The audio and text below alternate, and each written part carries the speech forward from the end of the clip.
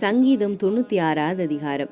கர்த்தருக்கு புதுப்பாட்டை பாடுங்கள், பூமியின் குடிகளே எல்லாரும் கர்த்தரை பாடுங்கள். கர்த்தரை பாடி அவருடைய நாமத்தை ஸ்தோத்தரித்து நாளுக்கு நாள் அவருடைய இரட்சிப்பை சுவிசேஷமாய் அறிவியுங்கள். ஜாதிகளுக்குள் அவருடைய மகிமையும் சகல ஜனங்களுக்குள்ளும் அவருடைய அதிசயங்களையும் விவரித்து சொல்லுங்கள்.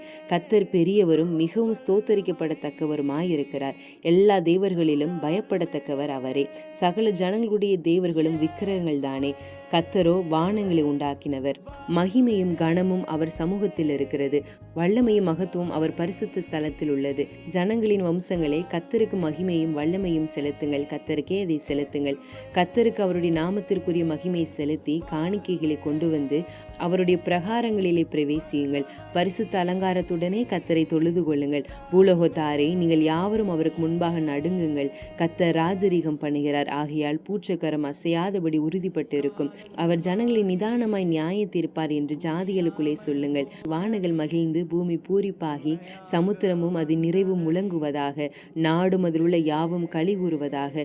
அப்பொழுது கர்த்தருக்கு முன்பாக காட்டு விருட்சங்கள் எல்லாம் கெம்பீரிக்கும். அவர் வருகிறார். அவர் பூமியை நியாயத்திற்கு வருகிறார். அவர் பூலோகத்தை நீதியோடும் ஜனங்களை சத்தியத்தோடும் நியாயம் தீர்ப்பார். ரட்சகரே,